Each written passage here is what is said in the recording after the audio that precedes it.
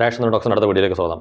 ഇന്ന് നമ്മൾ പറയുന്ന വയനാട്ടിലൊരു വലിയ രീതിയിലുള്ള ഒരു ദുരന്തം സംഭവിച്ചു. ഒരുപാട് ആൾക്കാർ മരണപ്പെട്ടിട്ടുണ്ട്. അവരുടെ കുടുംബങ്ങൾ, അനാഥമായിട്ടുള്ള കുടുംബങ്ങൾ ഞാൻ ഇന്നലെ പറഞ്ഞ കണക്ക് അവരോടൊപ്പം നമ്മളെല്ലാവരും ഉണ്ട്. വേണ്ടുന്ന സഹായങ്ങളൊക്കെ എല്ലാവരും ചെയ്തിട്ടുണ്ട്. അല്ലെങ്കിൽ ഇനിയും കൂടുതൽ സഹായങ്ങൾ ചെയ്തു കൊടുക്കണം. ദുരിതാശ്വാസ നിധിയിലേക്കുള്ള പൈസ കൊടുക്കുന്നതിനകത്ത് യാതൊരു വീഴ്ചയും വരുത്തരുത്. നമ്മളെ കൊണ്ടാവുന്ന രീതിയിലുള്ള സഹായങ്ങളെല്ലാം അതിലേക്ക് നൽകണം. ഇന്ന് നമ്മൾ പറഞ്ഞു വരുന്നത് വരുന്നതെന്ന് വെച്ചാൽ, ഇപ്പം ദുരന്തം സംഭവിച്ച് എത്രയും പെട്ടെന്ന് മമ്മൂക്ക ആദ്യം തന്നെ അവിടത്തേക്കുള്ള ഒരു സഹായം എന്നുള്ള രീതിയിൽ 20 ലക്ഷം രൂപ അദ്ദേഹം പ്രഖ്യാപിച്ചു. ദുൽഖർ സൽമാൻ ഒരു 15 ലക്ഷം രൂപയും ദുരിതാശ്വാസ നിധിയിലേക്ക് പ്രഖ്യാപിച്ചിട്ടുണ്ടായിരുന്നു. അതോടൊപ്പം മമ്മൂക്ക രക്ഷാധികാരിയായിട്ടുള്ള, അതായത് ഒരുപാട് സാമൂഹിക അല്ലെങ്കിൽ മറ്റ് സന്നദ്ധ രീതിയിലുള്ള പ്രവർത്തനത്തിനൊക്കെ ഏർപ്പെടുന്ന കെയർ ആൻഡ് ഷെയർ, അവർ ആദ്യം മുതൽ തന്നെ മമ്മൂക്കയുടെ നിർദ്ദേശം അനുസരിച്ചിട്ടുള്ള അന്നും ഇന്നും എല്ലാം സജീവമായിട്ട് അവിടുത്തെ പ്രവർത്തനങ്ങളിൽ ഏർപ്പെടുന്നുണ്ട്. എല്ലാ രീതിയിലും മമ്മൂക്ക അവിടെ വേണ്ടുന്ന രീതിയിലുള്ള എല്ലാ സഹായങ്ങളും ചെയ്തു കൊടുക്കുന്നുണ്ട്.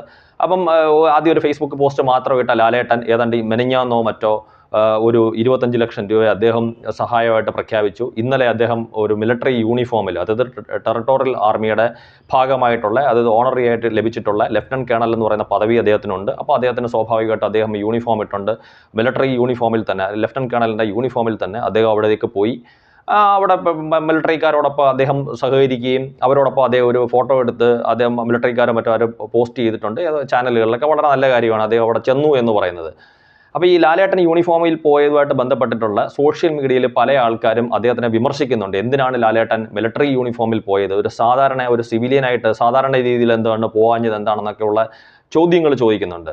അപ്പോൾ ഈ ചോദ്യങ്ങൾക്ക് അങ്ങോട്ടും ഇങ്ങോട്ടുള്ള മറുപടി പറയുന്ന കൂട്ടത്തിൽ ഈ ചോദ്യങ്ങൾ പലരും ചോദിക്കുന്നുണ്ടാവും. പക്ഷേ ഈ ചോദിക്കുന്ന ആൾക്കാരെ എല്ലാം ഇപ്പം മമ്മൂക്കയുമായിട്ട് ബന്ധപ്പെട്ടിട്ടുള്ള ആൾക്കാരാണ് ഇത്തരത്തിലുള്ളൊരു ചോദ്യങ്ങൾ ചോദിക്കുന്നത് എന്നുള്ള രീതിയിൽ കൂടെ അനാവശ്യമായിട്ട് മമ്മൂക്കയുടെ പേരവിടെ വലിച്ചഴയ്ക്കുന്നുണ്ട്. അതായത് മമ്മൂക്കയെ മോശമായിട്ട് സംബോധന ചെയ്യുന്ന രീതിയിലുള്ള ചില പേരുകൾ ഉപയോഗിച്ചിട്ട് മമ്മൂക്കയായിരുന്നെങ്കിൽ അവിടെ, മമ്മൂക്ക എന്ന് പറഞ്ഞാൽ അവർ പറയുന്ന പേര് വിളിച്ചിട്ട് അദ്ദേഹമായിരുന്നു അവിടെയെങ്കിൽ ഇങ്ങനെ ചോദിക്കുമായിരുന്നോ പറയുമായിരുന്നോ എന്നൊക്കെ രീതിയിലുള്ള പല ഇത് ഞാൻ ചോദിക്കുന്നത് വെച്ചാൽ, ആ മനുഷ്യൻ അവിടെ മര്യാദയ്ക്ക് എവിടെയെങ്കിലും ഇരുന്നോട്ടെ. ഇപ്പോൾ ലാലേട്ടൻ അത്തരത്തിലുള്ള ഒരു രീതിയിലുള്ള വസ്ത്രം ധരിച്ചുകൊണ്ട് പോയാൽ ആരെങ്കിലും ചോദിക്കുന്നെങ്കിൽ അവരെല്ലാവരും മമ്മൂക്കയായിട്ട് ബന്ധപ്പെട്ടിട്ടുള്ള ആൾക്കാരൊന്നും അല്ല ഈ ചോദിക്കുന്നത്.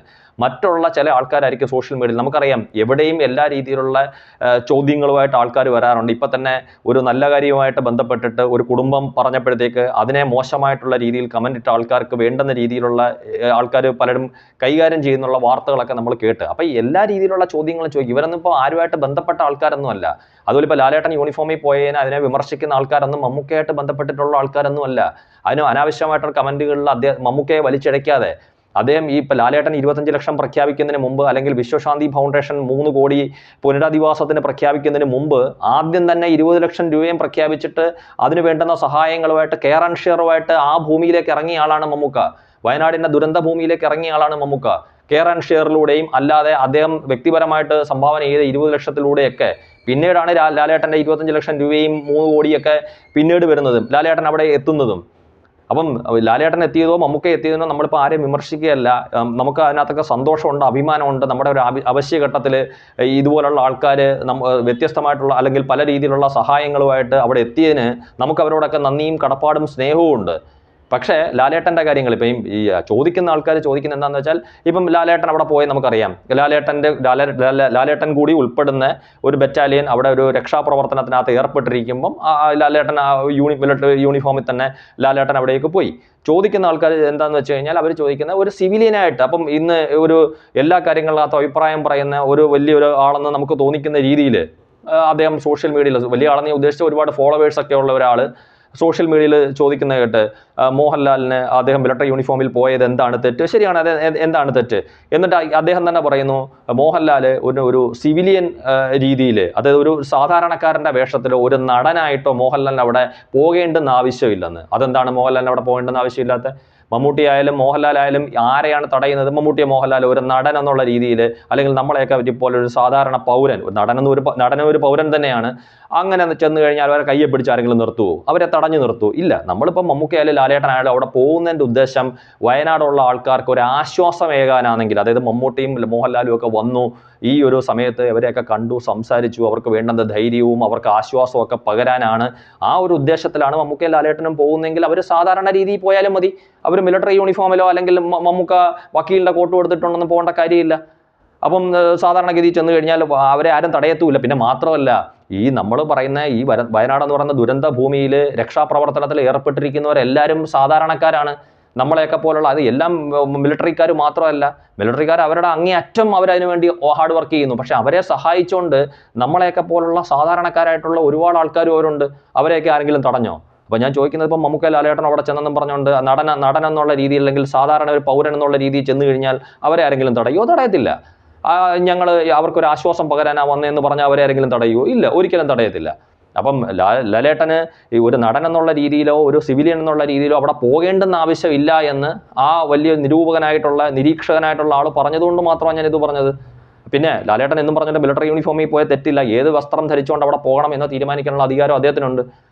അദ്ദേഹത്തിന് ഇപ്പം ഈ പറഞ്ഞ കണക്ക് വയനാട്ടിലുള്ള ആൾക്കാർക്ക് ഒരു സാന്ത്വനം ഏകാനാണ് അദ്ദേഹം പോകുന്നതെങ്കിൽ, സാധാരണ വേഷത്തിൽ ചെന്ന് അവർക്കൊരു സാന്ത്വനം ഏകുന്നതിനെക്കാട്ടിലും മിലിറ്ററി യൂണിഫോമിൽ ചെന്നിട്ട് അവർക്കൊരു സാന്ത്വനം ഏകുന്നതാണ് നല്ലതെന്നും ശരിയെന്നും ലാലേട്ടന് തോന്നുവാണെങ്കിൽ അദ്ദേഹത്തിന് അത് തിരഞ്ഞെടുക്കാനുള്ള അവകാശമുണ്ട്.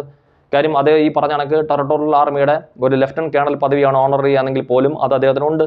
അപ്പം അദ്ദേഹത്തിന് പോകാൻ പറ്റും. അതിനിവിടെ ആരും വിമർശിച്ചില്ല. അല്ലെങ്കിൽ വിമർശിക്കുന്നവരെല്ലാം മമ്മൂക്കയുടെ ആരാധകരോ മമ്മൂക്കയായിട്ട് ബന്ധപ്പെട്ട ആൾക്കാരൊന്നും അല്ല ലാലേട്ടനെ വിമർശിക്കുന്നത്.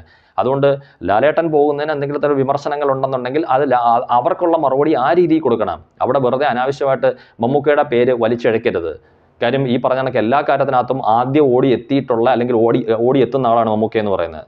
അപ്പം ഈ എന്തെങ്കിലും കാര്യത്തിന് വേണ്ടിയിട്ട് അദ്ദേഹത്തിന് വെറുതെ അനാവശ്യമായിട്ടുള്ള വിവാദങ്ങൾ ഉൾപ്പെടുത്താൻ ശ്രമിക്കരുത്. അതിനുവേണ്ടി മാത്രം ചെയ്തിരിക്കുന്ന വീഡിയോ ആണ്. ഏതായാലും അവിടത്തേക്കുള്ള എല്ലാ സഹായങ്ങളുമായിട്ട് ആദ്യം വന്നിരിക്കുന്ന മമ്മൂക്കയ്ക്കും പിന്നീട് വന്ന ലാലേട്ടനും അതുപോലെ എല്ലാവർക്കും, ദുൽഖർ സൽമാനും ടൊവിനോ തോമസിനും ഫഹദിനും നസ്രിയയ്ക്കും നവ്യ നായർക്കും മഞ്ജു വാര്യർക്കും സിനിമാ മേഖലകളിൽ ഇപ്പം ഞാൻ പറയാൻ വിട്ടുപോയിട്ടുള്ള ഏതെങ്കിലും പേരുകളുണ്ടെങ്കിൽ ക്ഷമിക്കുക. അങ്ങനെയുള്ള എല്ലാവർക്കും ഒരുപാട് നന്ദി. Thank you.